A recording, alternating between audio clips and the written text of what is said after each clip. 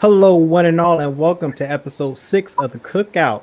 It's your boy Coop here, joined as always by the First Lady of Gumbo, Imani. How you doing? You're And JBM is in the house. What's up? And a special guest today, we got Mark filling in How y'all for doing? Lou. We're excited for this episode. How's everybody's weekend? I had duck for the second time in my life, and it was pretty jazzy. I'm not gonna stop talking about it because it was so good. Word. Second time. Where is this at? Is this did someone cook it at home? No, this was in Brooklyn at Salt and Charcoal. Salt and charcoal. That's that sounds familiar. Is this a semi-famous restaurant? It's new to me. Oh. I was at a different restaurant and they were a little slow with the service, and so my friend and I left, and we were driving by this place, and that menu was A1. Everything we ate was good, and I will be back. I'm lucky to have restaurants open. That is true. The dine-in, yeah. No, it's outdoor dining, no indoor dining. But still, I mean, that's something. I mean, we got a few outdoor dining places though, but it's not in Brooklyn. You know what I'm saying? It's like, hey, it's not in Brooklyn. How y'all's weekends? It's been good. I haven't done much. Play video games. I just finished watching episode of The Handmaid's Tale. Word. Weekend for me has been pretty chill. I just found a new trail for a morning run walk, so excited about that. Word. So I spent I've been in VA since Thursday. It's been Leo week. My uncle's birthday was on the 3rd. My mom's was on the 6th, and my aunt's was on the 5th, on the 7th, on Friday. So had a big old, well, not big, but quarantine Leo bash for all of them. Lovely. Love all y'all. I know y'all are watching. My mom's watching probably. Happy birthday, Mama. Happy B-Day. Happy birthday once again to all of y'all, because I love y'all. Love y'all to death, and thank y'all for coming out and showing up, because we appreciate it, and I love you. All right, guys, y'all ready to get into this topic? Let's get into it. Nia Dacosta has been tapped to direct Captain Marvel 2. She's a up and coming director. She's got 6 projects under her belt. Little Woods is her big directorial debut. It got a lot of buzz at Tribeca Film Festival. What's the name of it? Little Woods is the name of the film. It's a little indie film. Yeah, it's a little independent film that she did. It's IMDb has it at 6 stars out of 10, 6 out of 10. Nice. But from what I read, it was well received, and it landed her the directorial project for Candyman, which has not come out in theaters yet. It was scheduled to come out earlier this year, but due to COVID, it's been delayed. But I think I want to see it. How about you guys? I'm looking for it.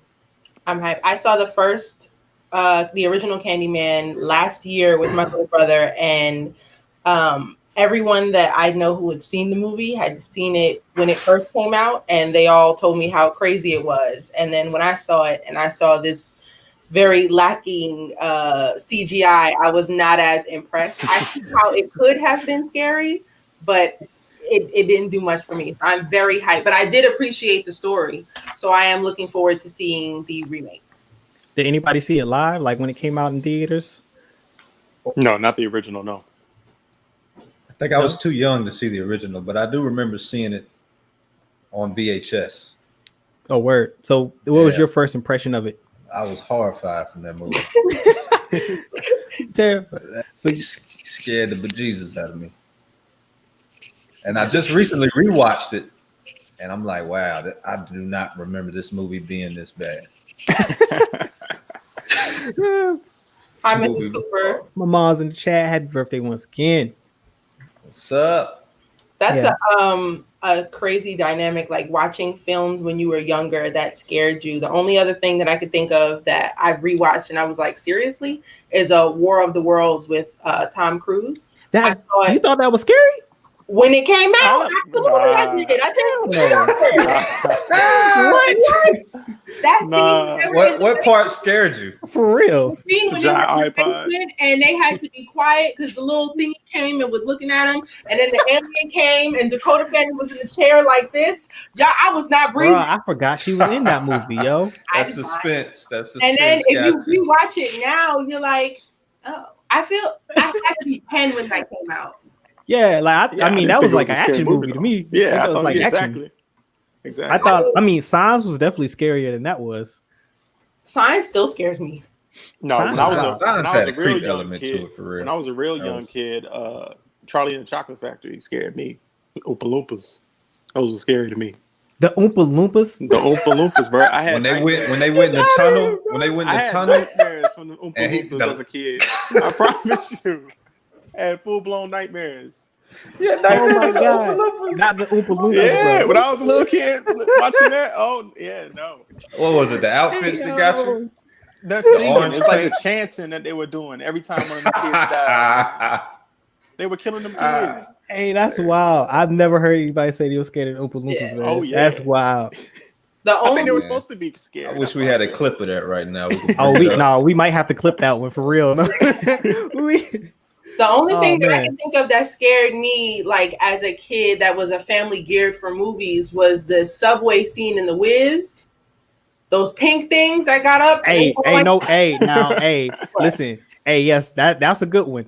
I remember watching that as a kid. Yeah, that whole subway scene was wild, bro. I didn't like that at all. That whole subway scene is wild. Not at all. Mm-mm. Yeah, definitely those Oompa Loompas, man. Them chanting, man, and they killed the kid every other scene. I don't think they were killing them. Where were they going with them? They were killing them. They were turning their eggs. That was the abstract. Hey. The abstract was they were killing them, but they were just getting canceled. They were just canceling them. It was pre-cancel culture. Because I was thinking like, okay, there's a fan up top blowing, and you flowing up to the top. I'm like, yo, they were about to kill that dude. He about to get cut up by the fan. You remember that? Yeah. How you gonna get out of that? Explain that one. Oh man. It was not meant for him. Hey, but no, because you know what? The girl that turned into a blueberry, it was over for her because it's like you can't get her back to normal. It's no way. It was gonna pop her like a balloon. She was in it. Pop her, yeah. Pop her. It's over. You can't put a balloon back together after you pop it. On an inner tube, and the air was gonna fizzle out, and she was gonna be good. You can't put it. No, when you pop a balloon, it's over. The balloon is gone. The Oompa Loompas just carrying her air in that balloon. They started singing that song and carrying her out. I was like, nope. They started singing that song. Mark started getting nightmares.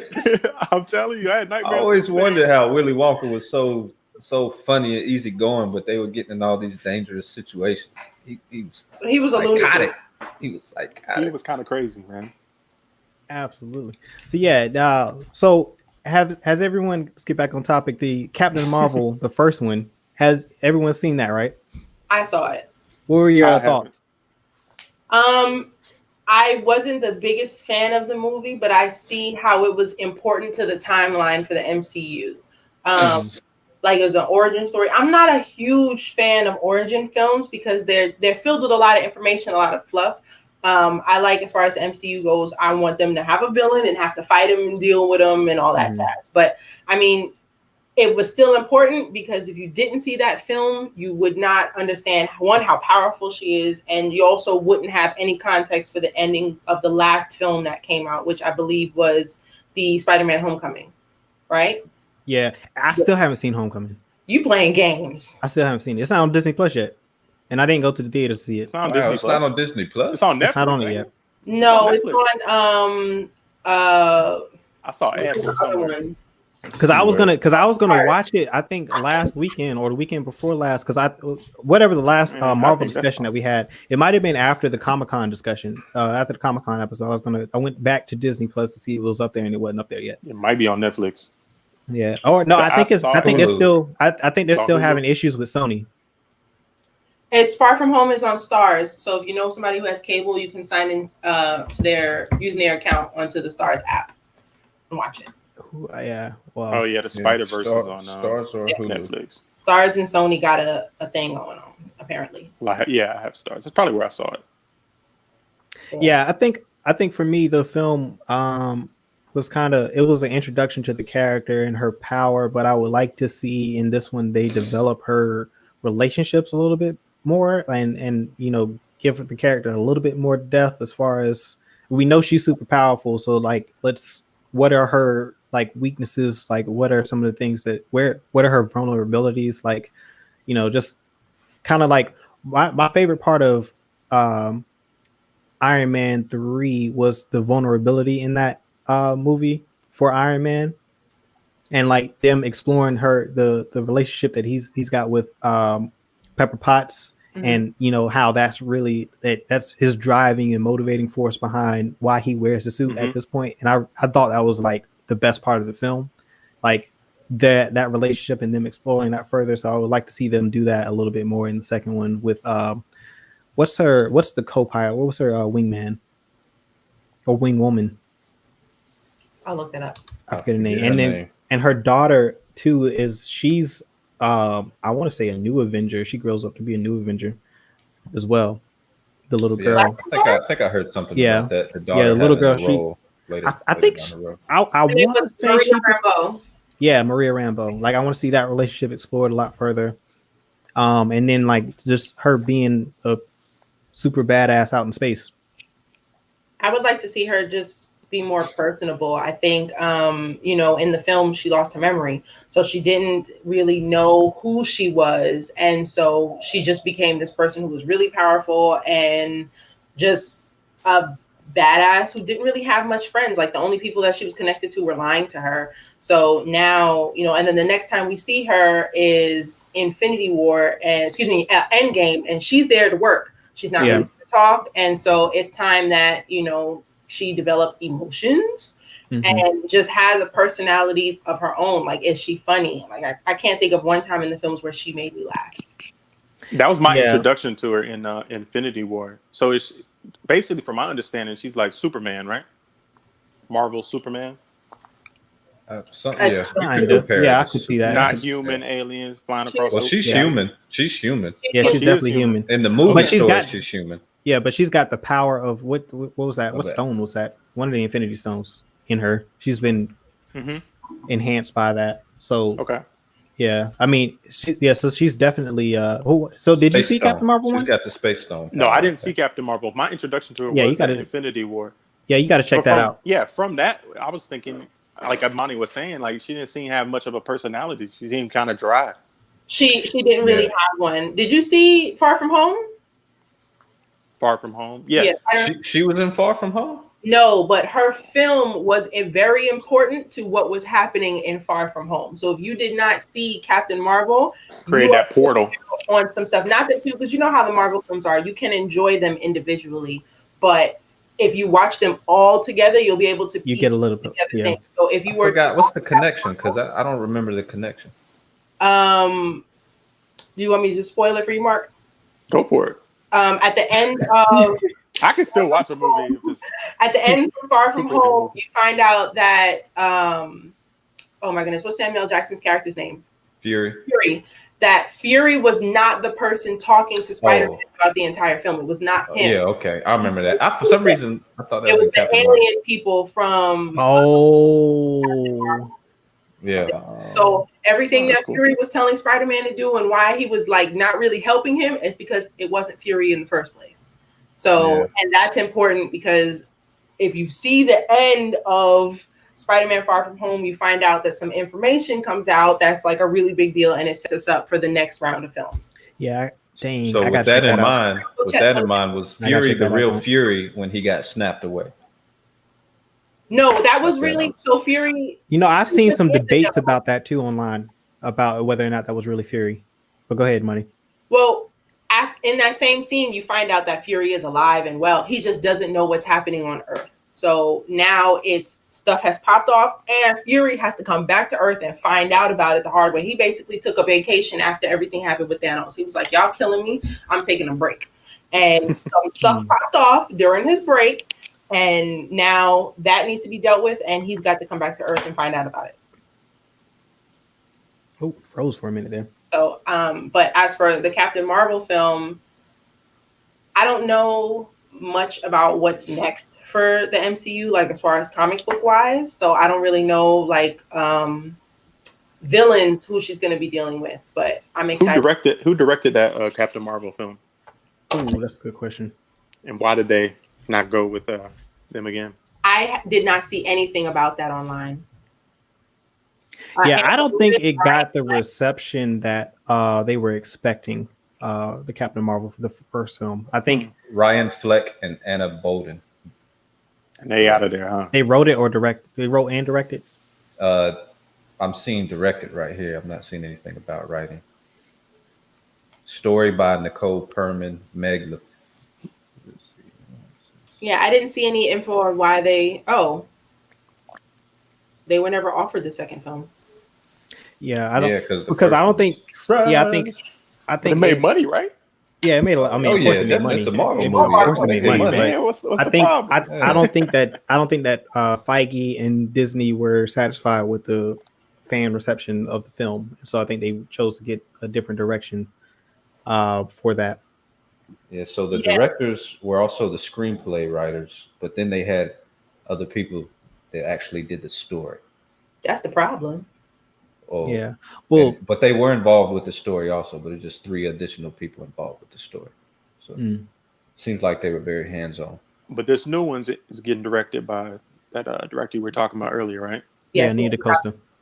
Yeah, and do we know who the producer is going to be for that? I haven't heard anything. They just released the info about her directing it last week. Yeah, so because I'm thinking, they should have a producer. Nope. So they don't have a producer yet. Okay. Writers are Gene Colan and Ryan Thomas. Because I'm thinking, like, how you get chosen for something like that without a. Oh, never mind. Normally the producer looks out and says, "I want this person to direct the film." I would say, as far as her catalog and what she has on her belt, she might be the least known director of all the films so far. So the only thing that I can think of is Candyman is about to be amazing. Yeah, because it must be great. Yeah, because if Feige tapped her to direct this, then she must have a lot of buzz. And I think that was reading that the Little Woods movie was like very well received by the Tribeca audience, and so I'm pretty sure word is spread really quickly. So she's definitely someone to look out for in the future, because especially if this is really good, I think that she already clearly is on track to have a really bright future in Hollywood. Mm-hmm. Hoping for the best. But get back to the comments real quick. We got a few more birthday wishes for my mom. Bookworm, how you doing? Good to see you. Welcome back, Bookworm. Gabriella's back in the chat. And also, Yay! We love to see you. Always supporting. Another happy birthday wish. Raheem's in the chat. Heem's in the chat. Heem. Yo. DeAndre, I love you too. Awesome. All right, so next up on the agenda, we've got Mulan coming to Disney Plus. Imani. As y'all know, Mulan was supposed to go to theaters this year, and COVID happened, and Mulan did not happen. And it got pushed back several times, and Disney has just decided we're not waiting anymore. We're going to put this out on Disney Plus. And you have to pay $30 to watch it. And it's probably a rental. $30. Bill's getting old, man. So, all right. So that $30, is this like a thing where, do you have to have a subscription to Disney Plus, or can you just go pay the $30 and watch it? From what I heard, you have to have a subscription first, and then you have to pay the $30. So it's on top of the subscription you have. And I don't even know if that's going to be able to be done with the free trial. Because I was thinking, I don't have Disney Plus. I was thinking getting a free trial, then paying the $30. But we'll see how that goes. Yeah, whoever's watching, go ahead and say yay or nay if you would spend $30. I would. Yeah. Would you? Yeah. Would you pay $30 to see Mulan? But would you pay $30 period to watch a movie? Yes, I would. I would pay period. $30 period. I don't know if I'm interested in paying $30 to watch Mulan, but You know what? I'm trying to figure out if I would even see it in the theaters. I am a huge fan of the animated film. Actually, let me not talk junk. I would absolutely go to the theater to see it. I'm talking. The trailer was amazing. Yeah, and I would probably pay the $30 to see it as well. I would not spend $30 on any movie. Yeah, I wouldn't pay $30 to see a Star Wars movie. My really? Okay. Absolutely. No, that's insane. Okay. You wouldn't take a chick on a date to buy two $15 tickets? $30. I would that's two tickets. One ticket, $30. That's insane. That's for imagine you could have as many people as you wanted. Family of 4, exactly, something like that. That's and if you rent it, you could share the password. You're right. Point. Well, no, you can make multiple. You can make multiple accounts. Thomas, what's going on? Thomas says not Mulan. Definitely not Mulan. Pass that around. Okay, but I'm what would you watch for $30? Go ahead, post that in the comments. Yeah. Is there a particular film or a franchise that you would pay $30 to watch? Christopher Nolan films. I was gonna say Tenet is coming out.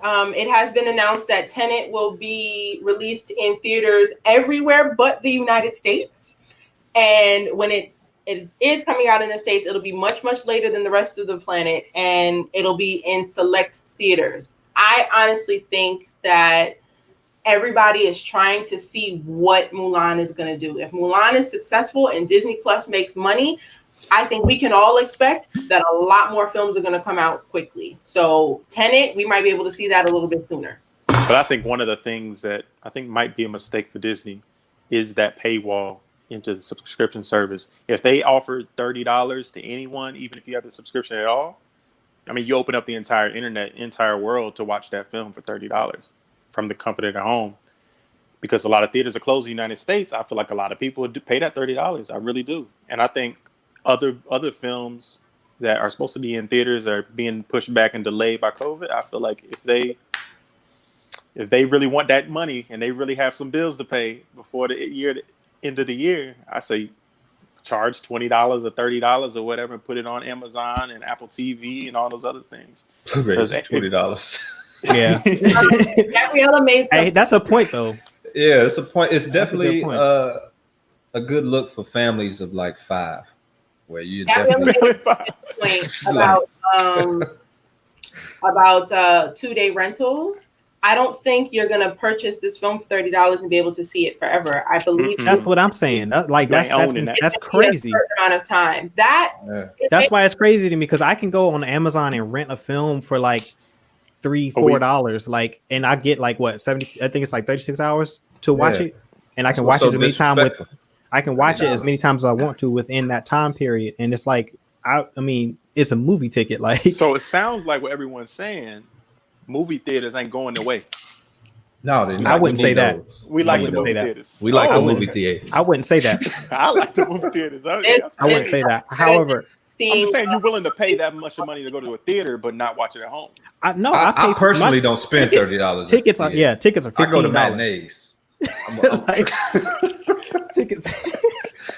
I would say this. Like, I think they're making a mistake. I feel like if you have a $30 charge, then I can see that without a subscription. But if you have a subscription, I feel like it should be less for you. I can understand why they're charging for a movie that hasn't been released in theaters yet. But I feel like if you have a subscription, I think it should be like $12 to $15, which is or whatever the average ticket price is. Yeah, let me just that way add, now you're incentivizing it. Yeah. A lot of the movies that are supposed to release in theaters, they are available. Like they've already. So Mulan's not the first movie to do that. Like a movie that's supposed to come out in theaters, and they just put them in streaming services. So if it's on Amazon, Apple TV. I'm sure Roku has some where you can just buy or rent the movie. New movies that are supposed to come out in theaters. I mean, I've found one that hasn't been available on Amazon for purchase that was supposed to come in theaters this summer. So just look out for that. So, but now the Disney properties aren't up there though. They're not. I'm trying to think of a Disney movie. Black Widow is supposed to come out this summer, and that's not up there. So I don't think Disney's every other studio. I think it's unique because Disney has their own streaming service. Yeah, like other like Universal and stuff. I don't know if they're doing it through Hulu or something, but I mean a lot of these you can A lot of these you can buy already, like the ones that are Some films are coming out, but the blockbusters are not coming out. Like films like Tenet, they're trying to hold them back. They've been holding on to them forever, trying to push back New Mutants because they know that people would come out into theaters to see them. That's why I am curious to see how Mulan performs. I do think that we definitely made some points with Disney forcing people to pay a subscription. I have a feeling that they'll do that for a certain amount of time. And if it works, they'll keep it like that. And if they're seeing, well, let's see what happens later, they might open it up to everybody buying it. But at first, it's going to be a Disney Plus exclusive. So I want Mulan to perform well, only because I want to see a whole bunch of other films at home. And I also think, of course, movie theaters are going to come back, but hopefully this can be something that people do forever. Like, it would be dope to see films at home on opening night. But then you set the precedent of these movies being $30. Yes, and because they got to make up that money from the theater. Well, think about it. If you're a family, let's just say you're a family of 2 children, 2 adults, paying for those tickets to go see them in the movie, and you got to buy the kids popcorn, candy, the third, soda, water. That's $30, and you get to see the movie as much as you want within 48 hours. That's a lot cheaper. But I think people go to theaters for the experience because everyone got a big screen at home, but it's not the same as a theater though. It don't sound the same. I don't care what system you got. But see, like my children do not like to take kids to the movie theater. So as far as but kids like to go. Yeah, but if you don't have to, you can say no, Elsa right here on the couch. So you can watch Elsa right here. But see, like, all right, so here's my argument to that, because I think it was Julian who brought up that the theater argument, and I feel like I don't think it's going to kill theaters, but they're not undercutting the theaters with these prices, which means they do see opportunity there by putting movies into theaters. Otherwise, they would undercut the price because they could totally do it. You're bypassing buying the seats in the theaters because you got to reserve space in screens as a studio.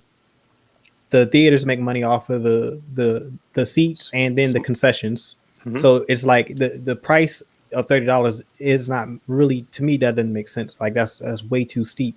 That's because they're targeting families of 5 and up. But if you're trying to, if you're trying to subvert the theaters and go around and make this whole thing like we're not going to theaters anymore, we're going to, all blockbusters are now going to go on the streaming services. That would be the appeal. You could do it to where the price of the ticket is less than going to a theater, and then that would make sense for people, or at least match what it costs to go to a theater. You know what I'm saying? Like, because then you're saying that, all right, well, this experience from our streaming service is more affordable than going to a theater. And I don't think they want to do that. I still think that theaters are going to suffer because of small screens, like small budget films that kind of populate the theaters between those ones that get a lot of attention at the Academy Awards and things that are going to get that don't they don't get a lot of screens. Like, to me, it makes more sense for them to go directly to a streaming service because now all of those are award eligible. So you're not. It's not like you're losing any availability to win an award or get nominated for something by going to a streaming service. Like, you're saving money because you don't have to. You wouldn't have to buy space at a theater. You don't have to buy screens. Like, and you're getting it to a whole lot more people than you would if you're going. Some movies are made to be seen on the big screen. I would say that blockbusters are. I would say blockbusters for sure. But then some of those even those award-winning movies, like. Well, with the award-winning, I think they changed the rules because Netflix was nominated, or I think they might have won an Oscar for. But and that was recent, like because before streaming services were not eligible. It was Roma. It was a international film. They changed it. In fact, I didn't make it through that movie. Films that were exclusively like streaming films, if they won awards, they went to theaters. Yeah, I did see a lot of that. And I went to like select theaters. Yeah. I did just check an article released by CNET a couple of days ago. Mulan will be available for as long as you maintain your Disney Plus subscription. So as long as you maintain your Disney Plus subscription, can watch Mulan however many times you want. And it's However, the one-time purchase. with the one-time purchase. However, if you Nino cancel Brown. that subscription, you cannot get it back. You gotta buy it. So you would have to purchase it if you cancel your So you subscription. need to maintain correct. So you So that's just for the people who are going to do what Mark is going to do and get the trial and then cancel it. Hey, they about that money, boy. They about that dollar. Boy, that's funny. But I actually funny. heard I love rumors that I think it was Amazon or Netflix is trying to buy AMC theaters. I heard that too. That's been circulating for a couple years. So now. That would be that's that's a been move. circulating. So I think I think people are still gonna go to the theaters. I think the only thing that probably might hurt the theaters after the pandemic is just gonna be the economy. That's what I think. But it is about that theater experience too. Like, I mean, but I think that the experience in the theater is going to have to change and adapt to the current circumstances and like just the quality of production going into the streaming services, because a lot of those productions are getting the same amount of budget, like the same money as any other large budget film. So like, and they want that money. Yeah, so not every single person going to a theater is going there to get the sound. They're just there for the story. Like they don't care about the presentation as much as getting that story experience. So like, they do have definitely some competition from the streaming services, especially ones that aren't affiliated with any of the theaters, for sure. Because I mean, Netflix is going to keep applying pressure. Like Netflix, and they keep putting out high quality content. HBO is definitely putting out some high quality content and originals. Like HBO Disney.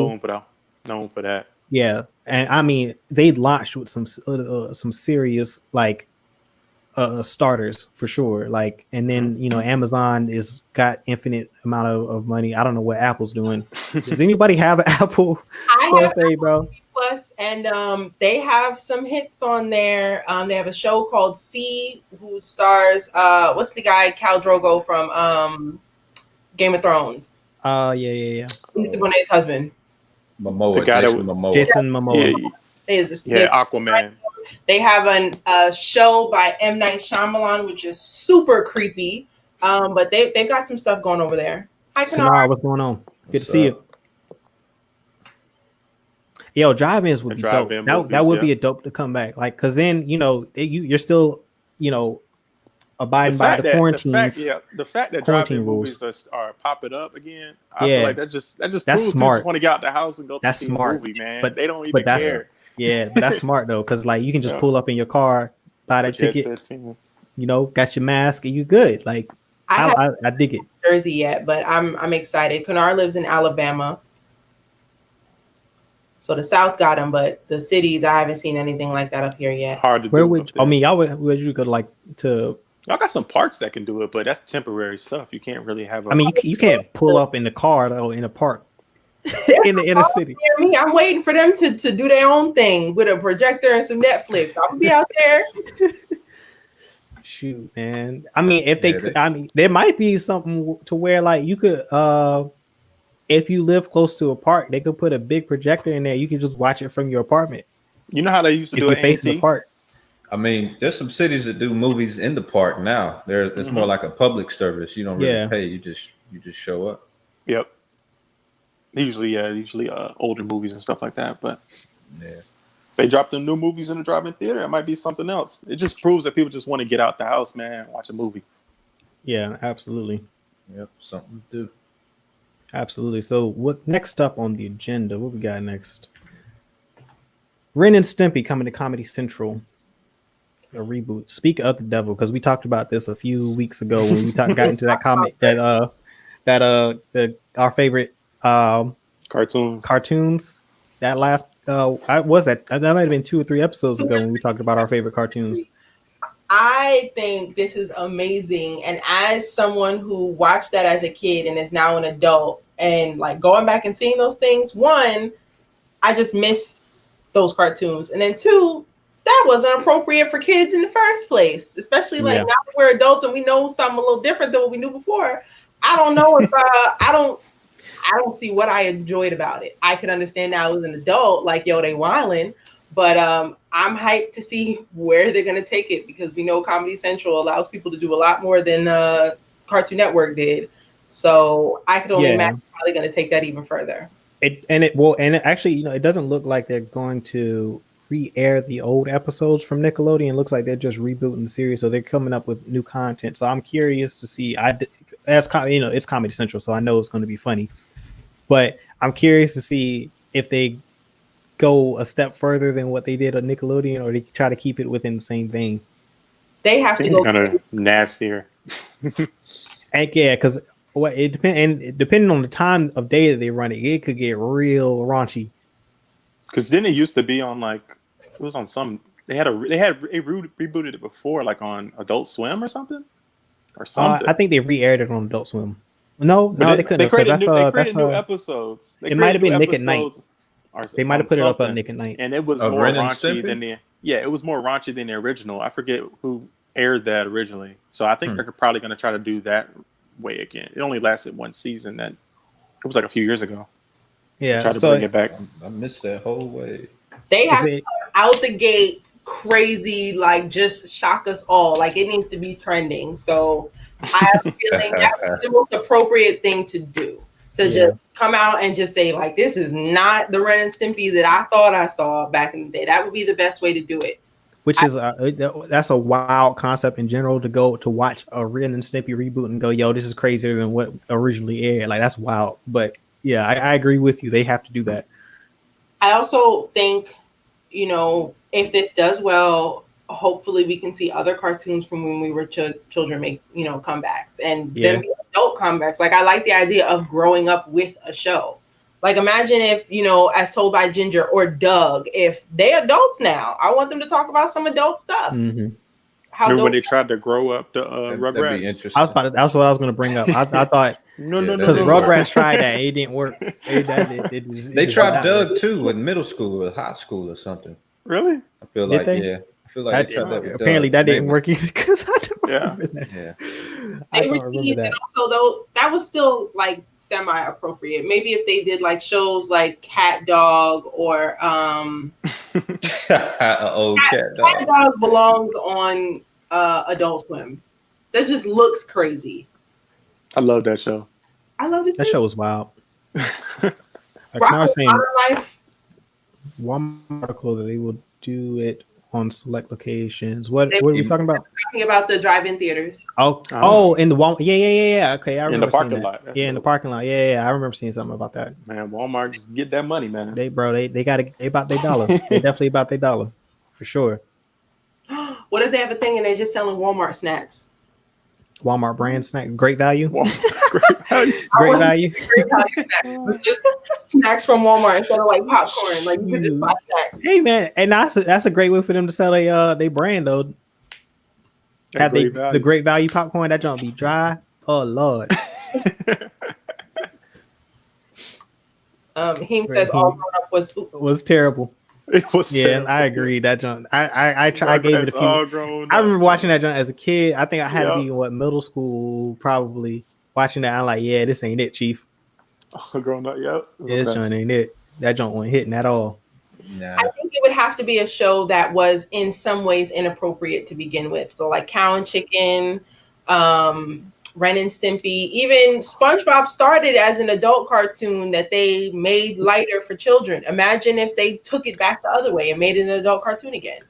Y'all know I love. Do y'all watch? They should do. Go ahead. Sorry, the Rocko's Modern Life film on Netflix. There's a film. No. A film? Yeah, I think it's an hour 15. When did that come out? How was it? Yeah, it was a while. It was actually pretty good. So they got transported to now, Rocko's Modern Life. So it's funny. Okay. Because they got transported from the 90s to today. It was actually pretty cool. They trying to figure out what smartphones are and all that. Exactly.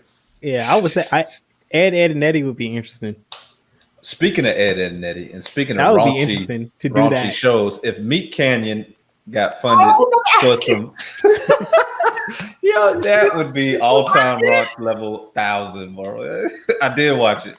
I spoke about this before, y'all, but there is a guy on YouTube named Meat Canyon who retails. Oh yeah. No, you're right. That's perfect for Comedy Central. He needs a show. That's perfect for Comedy Central, as a matter of fact. His version of Ed, Ed, and Eddie was wild. Yeah, wild. I would watch it. He remade a Teletubbies like film noir thing last week. I was shook. That Teletubbies was wild. That was wild. Billy, is that the show with the Grim Reaper? Grim Reaper, with the Jamaican Grim Reaper. Yeah, they need a show. Bro, I love the show just for the fact the Grim Reaper was Jamaican. I love that. Like that's just hilarious. Like it's just great. That's just great. OG Coop in the house, man.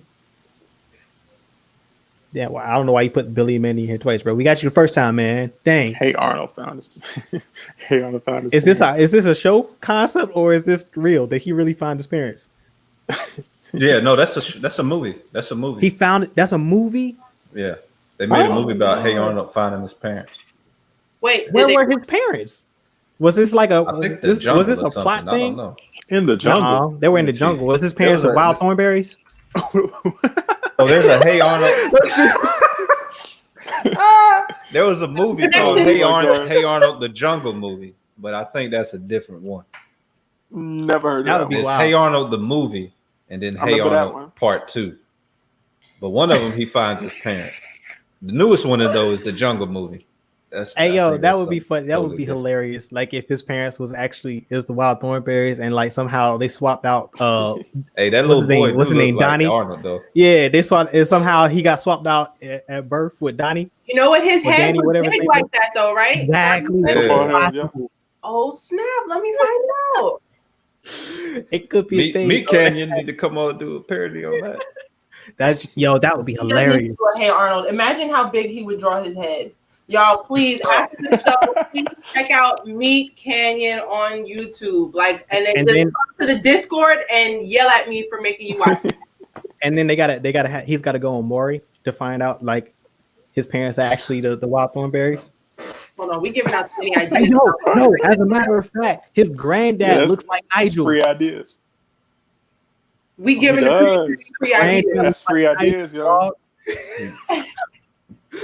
Mark said free ideas. Free ideas. Write that down, free man. All these jewels. Exactly. Man, I already got it. Oh man, the SpongeBob anime is lit right now. Is a SpongeBob anime? Is a SpongeBob anime?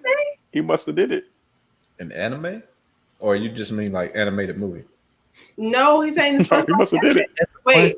Wouldn't the movie be animated regardless because the show is animated? But not is it? Or is it in anime style? It says SpongeBob Japanese anime. style. Let me do my Googles. I see a YouTube right here. Bubble Bass arc. I didn't say that at the top, but please leave a like, subscribe. Bogle. If you enjoy we'd appreciate it. Helps us out. Yo, this looks wild. Oh, I don't like the way Patrick looks. Oh, I gotta watch this. This is funny. Oh Lord. All right. Let's get back on topic before 40 minutes into the show. Shoot. Okay. But again, I'm excited to see how Ren and Stimpy performs, and hopefully that means more for the future of adult cartoons. Yeah, I agree. I think it would be cool to see some of our cartoons as from the 90s come back as adults, do some reboots with them, bring in some of those classics. But yeah, so now is our community discussion for tonight, which is bad reboots, remakes, reshoots, all the redos, all the re's. So last week I told you guys that The Thing is getting another remake, and I wanted to know your opinions on them because I feel that not every film needs a remake. I also have to start with an apology because 2000 film, I know this is a lot. Apology. Oh my God. But the 2011 Thing film was not a remake of the 1982 film. It was actually a prequel. I still think it's awful. Like, it's still a bad film, but it was not a remake. It was a prequel, a very bad one. So they're remaking the original now. And I personally feel that the original film was just so great. It's not worth it. And they didn't do it justice with the prequel. So I feel like if you're going to, add on to a movie years later, there's got to be some substance to it, and it just wasn't there. Yeah. So do you feel like, so now that you know that was prequel, that give you hope for the reboot, or does that give you less hope that the reboot will be good? I have hope that the reboot will be better than the 2011 film, because that was really bad. So I do know that they could have seen that and said, wow, we can't do that. But the original film was like, there was only one scene with CGI. The rest of the film was all practical effects, real fires, real explosions, and it was amazing. And I feel like that type of filmmaking, you know, everybody wants to lean so hard onto CGI now. It messes it up. So if you've never seen the original Thing film, it was amazing. And Raheem says Jumanji. Jumanji. Jumanji. The remake was some Jumanji. That jump was trash. That's right. I forgot about that. I ain't like that jump. I enjoyed Jumanji. That movie was hilarious to me. It was just not the same as, you know, Jumanji. I didn't see it as like a remake. I saw it like a reimagining of something totally different. The original film scared me, and the original film still kind of scares me. The scene with them spiders, like that was the spiders. Yes, that was some. We already know how I feel about spiders. I just love the music, man. Them drums, woo, that shit. That gets you. Every time something happened, the drums, you knew it was about to go down. Oh man. Yeah, well, I mean, I don't know. I wasn't down for them turning it into a video game. I get it. I get why it was cool to me. I get why they did it, but I'm not with it. I'm not down with it, bro. They got to bring the board game out. Like, have y'all seen the end of 2? The end of Jumanji 2? Man, I barely. I didn't watch the second one. So the end of Jumanji 2 is you'll probably get what you want in 3 if they do Jumanji 3. Hopefully. If they do it, but they need to bring that horror back to it. Like the second film, I mean the remake, it was exciting. It was a family film, but it was funny. You know, they had that dynamic between The Rock and Kevin Hart, and then the characters not being like the actors that were playing them. But as far as like that fear of all of a sudden I'm in the jungle and like I'm in quicksand, so I'm stuck in the floor, or there's an alligator in my house. Like, you want it to be darker, yeah. That when he got stuck in the floor, when they got stuck in the floor with the spiders, bro, that jump right there, that's a whole nightmare. Like family friendly movies now. Which movies have those elements of fear in it? Like, I feel like they're all watered down. Is Jumanji friendly? What was that? I mean, would you consider Jumanji family? Jumanji was a family movie. Yeah, family movie. It was stressful PG, but it was PG. There was no foul. The remake of Charlie and the Chocolate Factory. They've changed the PG. That was trash. Yeah, that might be my number one. That was not worse. Oompa Loompas were not scary. I agree. See, that's still shocking. Like you are the first person to ever tell me that Oompa Loompas were scary. They were scary, man. Yeah, the Oompa Loompas. Well, you should be happy that the Oompa Loompas were scary. I know, it was watered down. It was like, okay, this remake was bad. Hey, give me Canyon to remake that joke. Hey, listen, he was down for the scary Oompa Loompas, bro. Hey, they maybe they need to do a spin-off, like a horror element, like with the Oompa Loompas. They go to the Oompa Loompa land. There you go. Why are they working in the chocolate factory? Who made them? Who forced them? It's like indentured servitude, because are they getting paid? They might be slaves, bro. It looked like they enjoyed what they were doing. They were singing. They're getting paid in candy. That's exactly candy. Wow. There's so much in that I could get into. You know what they needed to do? We need to know what the Loompas do when they're not candy. That's like riding past on a horse and seeing sharecroppers singing and going, "Hey, they look like they're having a great time." No, bro. No. Exactly. No, man, that's crazy. Lord have mercy. That's a whole other convo. But that was a bad you said they look like they're having a good time. I'm gonna say they wanted to be there. They looked like they were holding that place down. In the remake, they did though. In the remake, I think they explained that, like, they want to be here. Like, hey, this line is crazy. It's like they were waiting for them kids. They didn't do that in the original. The original, they were like, hey, they didn't look happy in the original either. They were exactly. They looked upset. Yeah, That was the makeup. Going- the makeup going was back- bad back then. I'm gonna go back to Jumanji. Yeah, I agree with Gabriella on this. I feel like it was too funny. It wasn't trash. That was harsh, but it was too funny for me. It was too She funny. said Jumanji too. Yeah. Yeah. was that too Are there funny. any other remakes that you guys just? Oh, it was never mind. I misread that. Sorry. I heard that they're trying to remake Pirates of the Caribbean. I think it's too soon to do a remake of Pirates of the Caribbean. Is that no? I thought it was a reboot. A reboot? A I thought it was a reboot? remake. Reboot I or thought they were remake? going to. It's a I thought they they were were going to do the same rebooting the story. series. That's way too soon. They Too need to give it soon, right? 15 years. You know what I'm going to hate though is when they do the remake of or the reboot of Ooh, Harry Potter. that's a hot take. Yes, sir. Hold on. You know That should it's never. coming. That should never be touched. These studios need that money. They're going to I will redo have it. a I'm telling fit. you. I'm telling you, they're going to do it. Do what? Y'all will hear me scream. Reboot of Harry from Potter. Jersey. No, they They can't. gonna do it. Look, you can't The books can't are over. They're going to do it. remake.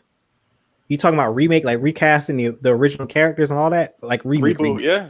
Yeah, they're going to start from the first book. I guarantee. You're gonna start a whole riot. That's like you can't. All right, you can't do a remake of Harry Potter. You can't do a remake of Lord of the Rings. You can't do a remake of Star Wars. The But original. the things trilogy. with Star Wars, because you can continue making new movies off of that. Harry Potter, once it's over.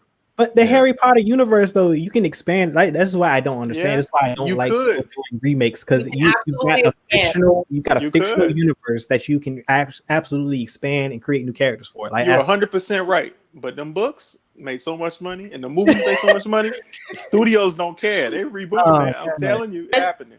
Let's not forget that J.K. Rowling wrote a play, Harry Potter and the Cursed Child, that takes place when Harry and them, they're adults having children of their own. and I would rather see that. So I would hope that we get a film about that. The only thing that worries me is I have a feeling that if they do make that film, the original cast won't be the same cast in this new film. I think they would recast that to bring on more mature, And that's what's going to actors. fall But all apart.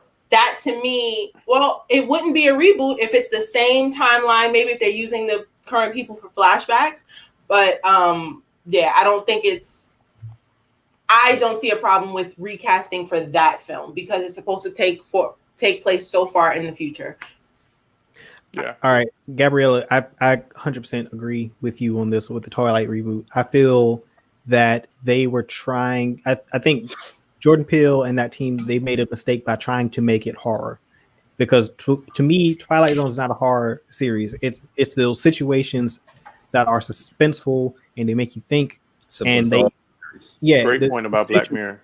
It's situationally, frightening because it's like you could imagine yourself in that situation, and it's so far from fiction, but it can still be true. Like it's basically what they say in the intro. Like that's basically what Twilight Zone is, and when it departs from that, it doesn't work. I like what she said about Black Mirror. Black Mirror is that's what Black Mirror is. It's like you're in a new future universe or future or near future, and this imagine how you would be. These are the problems that this technology or this situation can cause. Yeah, she's spot on with that one. Black Mirror tells us in every episode that like the future technology that we are currently trying to develop is just going to be used all wrong. Mm-hmm.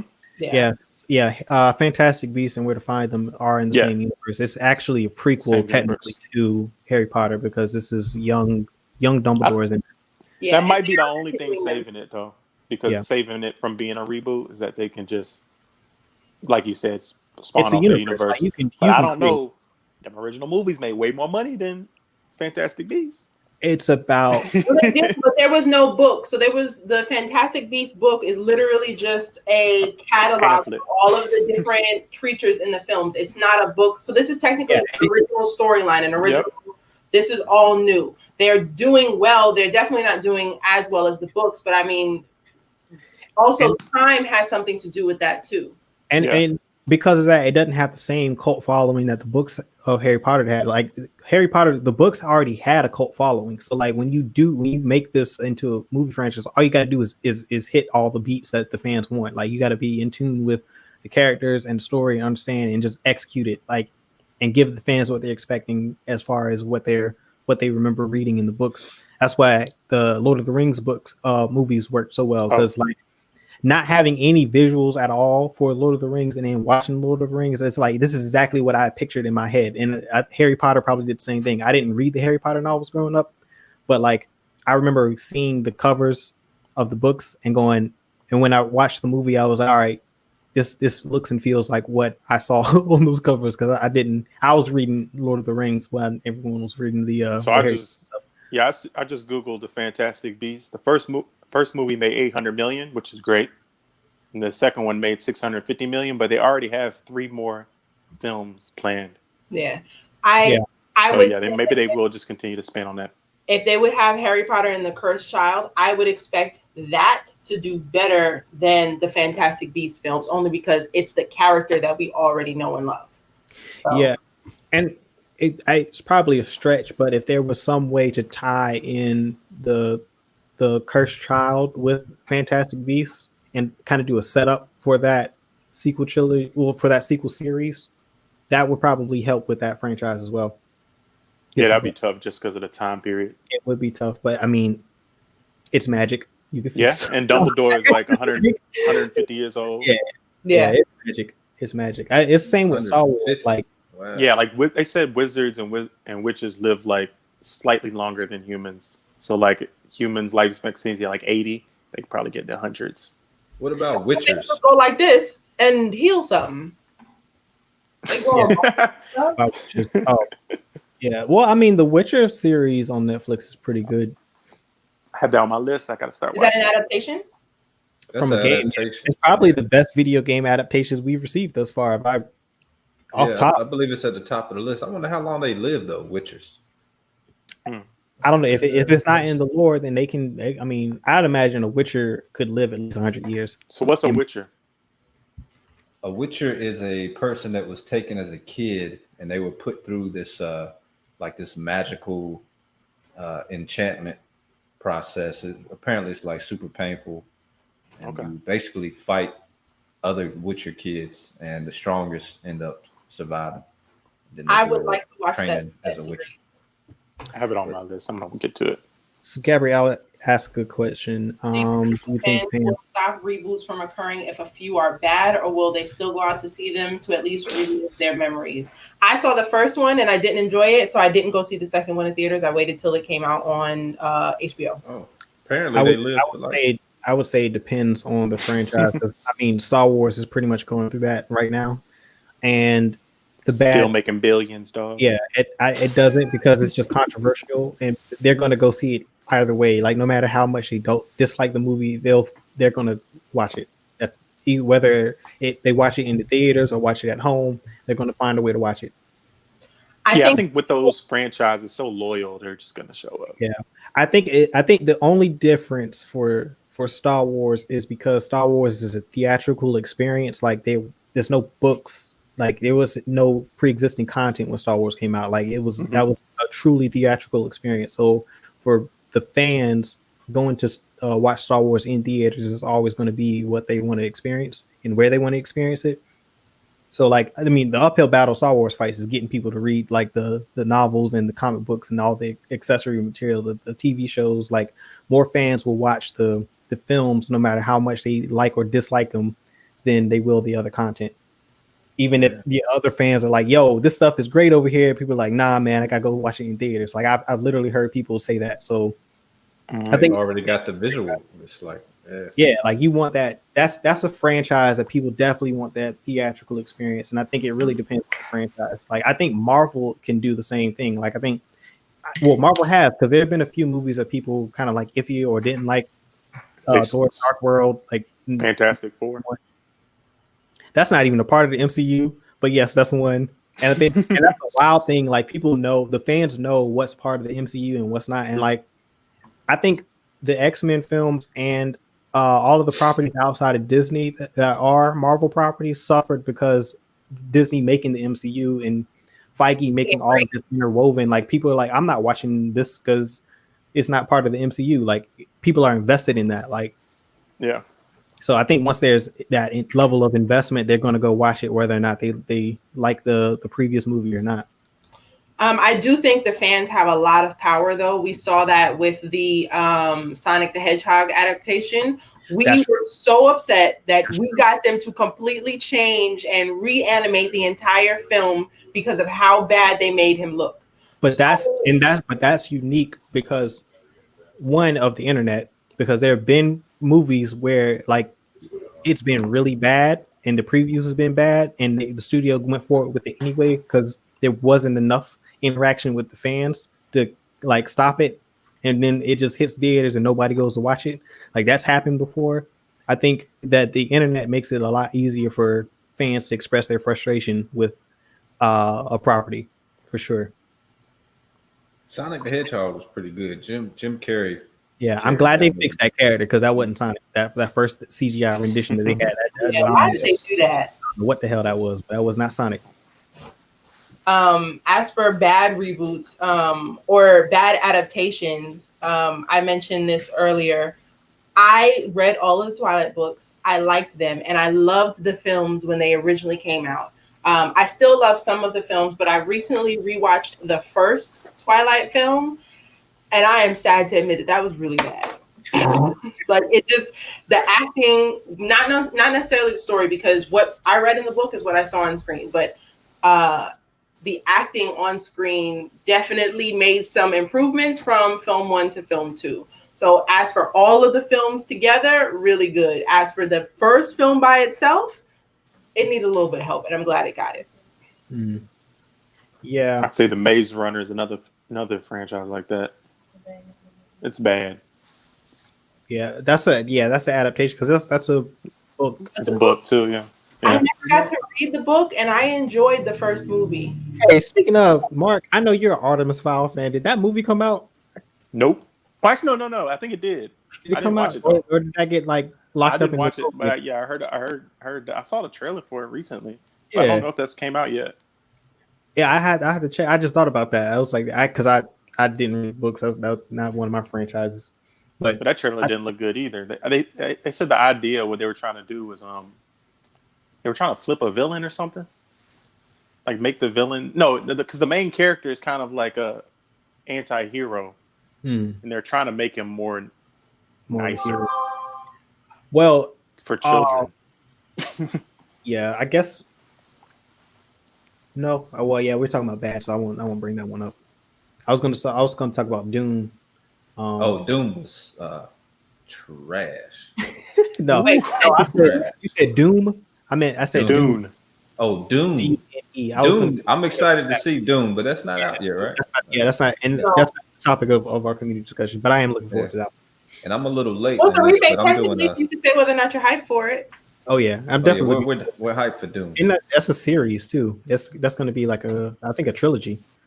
I pulled up a side by side of the Sonic change, and the old one looks like the Who's from Whoville. Yes, Dr. Seuss. That's what it looked like. Oh my goodness! Yeah. It looks like a Dr. Seuss character. That's for sure. Yes. And we can talk about Doom. Bad. I did not play the video game, but I did see the film. I enjoyed the film, and I actually still watch it when it comes on TV, the rock version. But I don't know if y'all know, they made another film. Technically, I don't know if it's just, I don't want to call it a remake of the original film, but they made another Doom film. It came out early this year or late last year. It's the worst film I've ever seen in my life, y'all. Like the worst. I rented it from the Redbox. I paid $2 to watch that, and it was painful. I forced myself to finish it because I was like, nah, this is like a Sci-Fi Channel film. You know how like the Sci-Fi Channel films have really bad CGI? It was 10 times worse. Like Sci-Fi. Time out before because The Expanse originated on Sci-Fi, and that's probably an exception because that the CGI in The Expanse is I don't know. I feel like Sci-Fi TV shows are better than their movies. They spent the entire budget for TV and movie on The Expanse before it got canceled because I mean the CGI in that is amazing.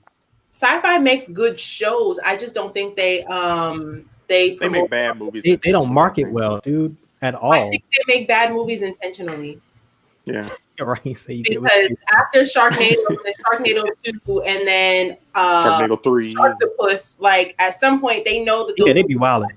They absolutely be wilding. They absolutely wilding. The show on there, that zombie show, was really good. as far as like zombie TV shows go, but they definitely didn't promo it well.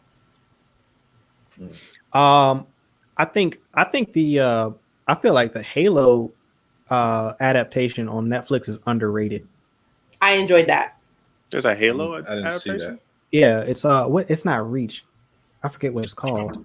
Halo, really? It's like a prequel to Halo Reach, the video game. Wow.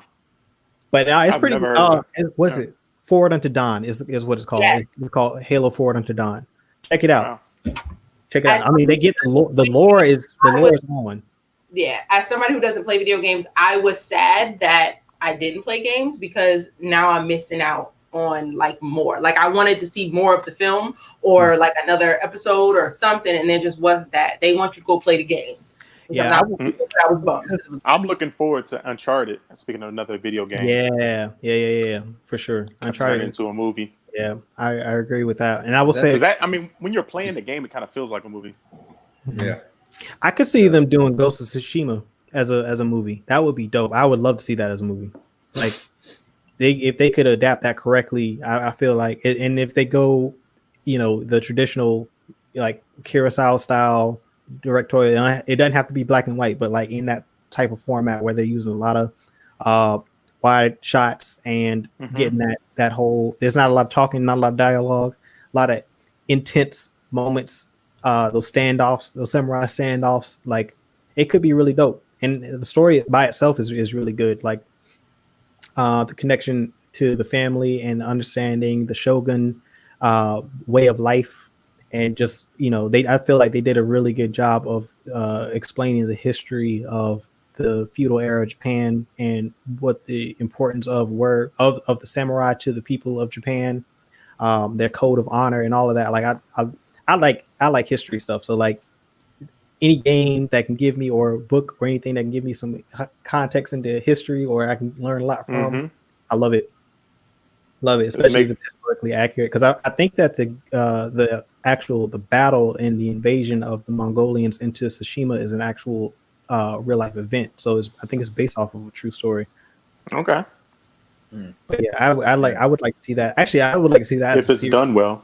Yeah, because depending Yeah. on which studio makes it, they might turn it into the. You've seen that movie Great Wall with oh Lord, who was in that? Who was in that movie? Hey, talking about with Matt Damon. Matt Damon. Jason Matt Bourne Damon. went Yeah, to Jason the Great Bourne Wall. was in the Great Wall of China. My mom He loves that. was helping them. She makes me watch it every time. I've seen that movie at least 15 times. I'm not even gonna lie. There's some parts that I enjoy. I haven't It's very seen it. action packed. It looked action haven't packed, seen but it. I'm just. It was action packed. It didn't make much sense, but it was action packed. Sometimes that's all you need. That Yep. Assassin's Creed movie was awful. That's a movie. They made that a movie. They made it already. They had it was Michael Fassbender was in it. Oh, never mind. He was I remember that. Yeah. I remember they did. What y'all think about I think it came out What around did y'all the think same of? time as the Fantastic Four. Like all of that got buried that summer. Like that. All What those did y'all think about Hitman? Remember the I movie didn't like Hitman? the second film. Didn't really care for it. It was so bad, man. Yeah. Now Based on the video Warcraft. game. Warcraft was a great adaptation. I feel like I heard that That's was. what I like they heard gave that up was. on that. I feel like they gave up on it. They Warcraft was It like, must have not made no money. First of all, I saw it in the Dollar Theater in Greensboro. I heard it was great though. Yeah. So shout out to Greensboro. 336. Greensboro Dollar Theater. I thought High it was Point awful, Road. and I was really upset that I sat there and watched it. I Oh, thought you it didn't was enjoy like it? I went in that movie thinking like this is about to be trash. Yes, and and I I was really- like, yo, this movie is Trash. We went to go see it, right? Cool. Did we see that together? Was that you? Yeah, I think we Yeah, I did. feel like we did. I feel like we did. It had a budget of 160 million and made 439 million. So once again, I don't made understand money. why. I don't understand why it didn't continue the series. Like somebody needs to pick that up. It needs to come to Netflix or a streaming I service. thought it was bad. You thought it was bad? Yes. What didn't you like about it? Just the whole thing, or specific parts? Or I first of all, the main character dude was CGI, and then his chick played by Paula Patton was Paula Patton with some makeup on.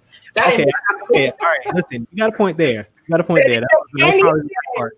How you just gonna like the love interest be a regular person that's green? That was on some cosplay stuff, you know what I mean? Honestly, that's I agree. They should not. Yeah, they should have CGI'd that character. That's when That's a good point. they should have cut that. Like I feel like they cut the budget cut happened and they cut her CGI character out of it and they just put her in makeup. Or maybe they just felt no. That was the plan from the jump. They intended to do that. She was never supposed to be CGI. That was probably her contract. They going to be. Either way, well, see, that's on the studio because they was on some Beauty and the Beast type stuff. To me, I wouldn't have compromised on that one. Like, here's always the story about this for what's his name for Avatar with this Warcraft. Like, come on, 400. Warcraft said it grossed 439 million. They needed 450 to break even because I'm assuming they spent so much money on that. I believe it. Advertisement, right? So they lost money on that. They lost $15 million on it, but it was the highest grossing film of all time for a video game. Yeah, I enjoyed it because the lore was like. So that sounds like it was bad money management. I watched it for the lore. Yeah, because the budget was 160 million and they made 439 million, but you still lost money. But that's average though. Like that's somebody. 160 million is about what those big blockbuster films. Yeah, and if you normally make 439 million dollars off of that, you should be in the green. You should. Yeah, the studio mismanaged that like that because if they made $50 million, like it should have. Was Beowulf an adaptation from a game or something, or old book? To this day, I think Beowulf is beautiful. Even though CGI has come a long way, I can still watch Beowulf, and I think I would have enjoyed Warcraft if it looked like that. All right, I like Beowulf. Yeah, we're like an hour 11 in. I think we're gonna wrap it up at like the hour 15 mark. So I'm gonna close it with my. You didn't talk about That's what I'm gonna talk about. My worst adaptation. Yes. Of all time, and there's no debating, is Dragon Ball Evolution. That's the worst adaptation I've ever seen. Worst film I've ever seen. Get your mayonnaise off my burger.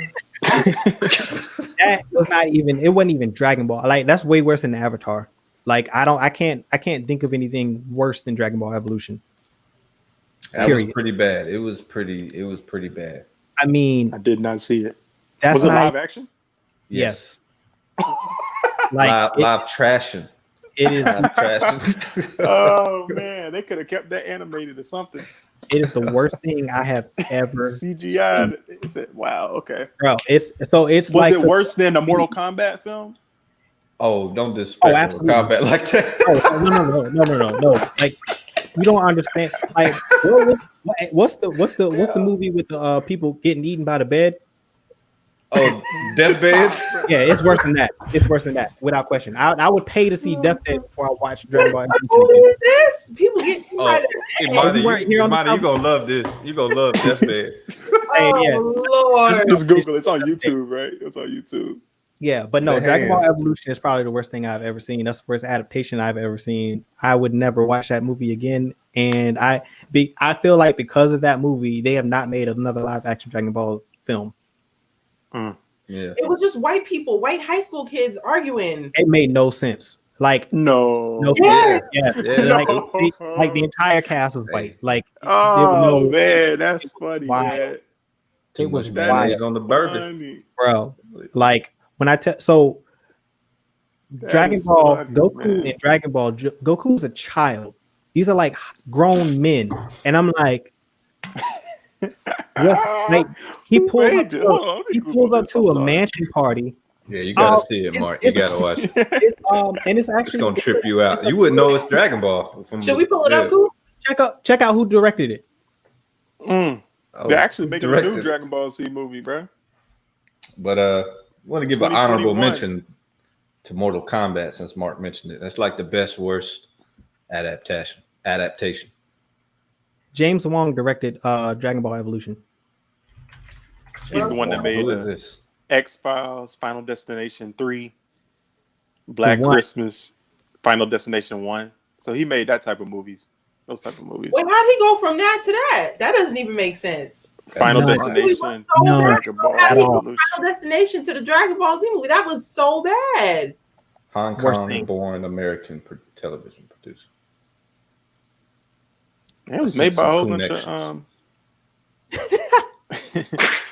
Oh my god. I have to give an honorable mention as for bad reboots. I'm not happy with the X-Men First Class or any of these new kids. I don't like it. And the originals were way better, and they haven't done better. They keep making movies with them, and they're still bothering me. I'm watching them, and I'm not enjoying them. You don't like Fassbender and what's his name as? Okay, I disagree. So Magneto and Professor X are the only people that I like. As far as everybody else, okay, I'm with you on that. But you didn't like Hugh Jackman's Wolverine? No, I'm talking about the reboots. Yeah, so, like X-Men First Class, how like they rebrought all the characters, and then they got the new girl playing Storm, and then they have the new Jean Grey. They have Nightcrawler. I don't like any of those kids. Yeah, I agree. What Michael Jordan say? F them kids. Hey, I would say though, if they bring in the X-Men friend, well, not if, but when the MCU brings in the X-Men, I would definitely like to see Fassbender and I forget my man's name.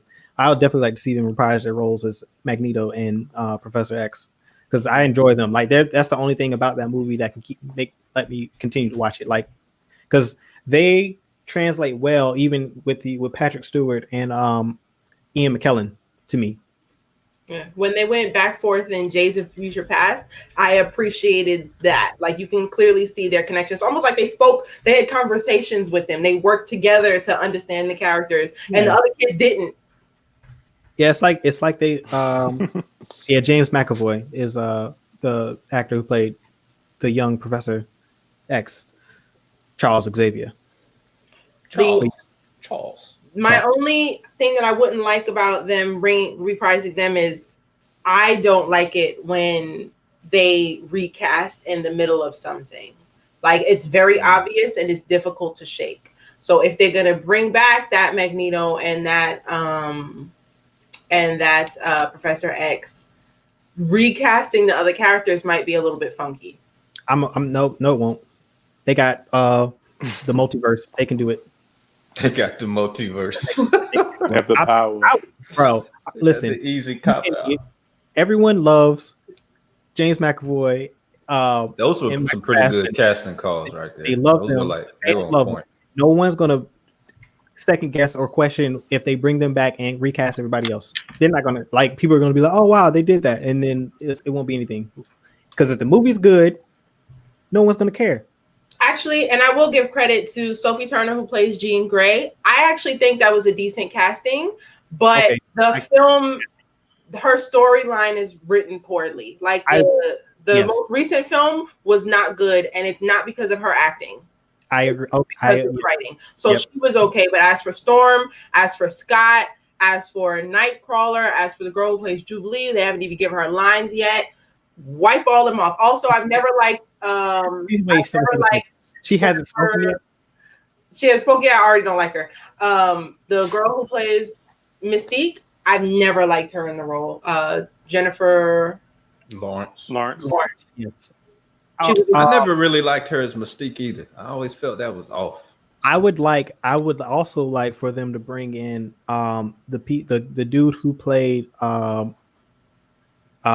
what's the big Colossus and Negasonic Teenage Warhead from Deadpool.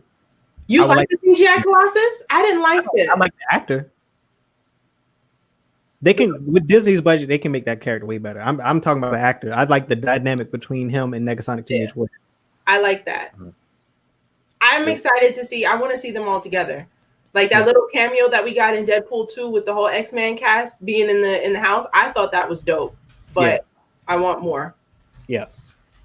But all right. Well, we're going to end it here, guys. We got any? Do you have community discussion or topic that you want to drop? Yes. I have a friend who I watch horror films with, my friend Morgan, whom I love. Every time we watch a film, she says, yo, I'm just going to walk outside and let them kill me. I'm not even going to try to live. So I want to know if there are any horror film scenarios that y'all just, you're not dealing with. You're not even going to try to survive. You're just going to let whatever's going on take you out as quickly as possible because you don't want to deal with it. Nice. I like that one. Okay. Right. That's a good one. So join us on the Discord. Freeman, can you drop the link in the chat? Will certainly do. hit us up on the Discord. I would like to know what horror film scenario you are just not putting up with at all. Yeah, make sure you please leave a like if you haven't already and subscribe. Share this with your friends, family, and whoever else you think would be interested in us. We have episodes coming out every single week. If you would like, hit that bell icon right beside the subscription button to get notifications anytime we go live. Anything else? JBM, Mark, signing off. All Mark good. has the show with Ebony coming out soon. Follow us on the Discord and everything on social media so you guys can hear about the first episode.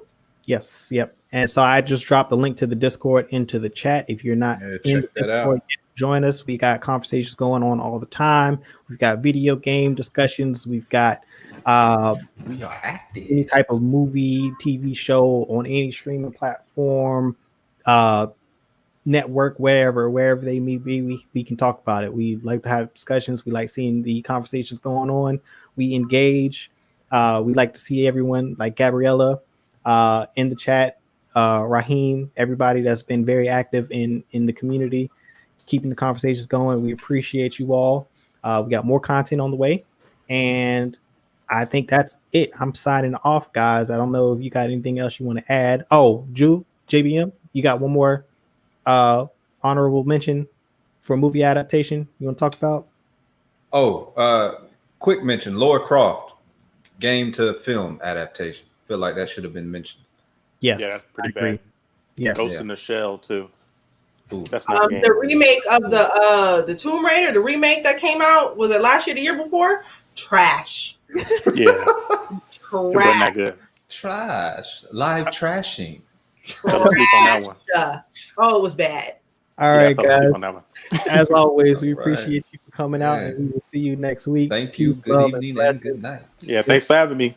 Yes, thank you, Mark, for coming on. Thank you, man. We'll have you on more often.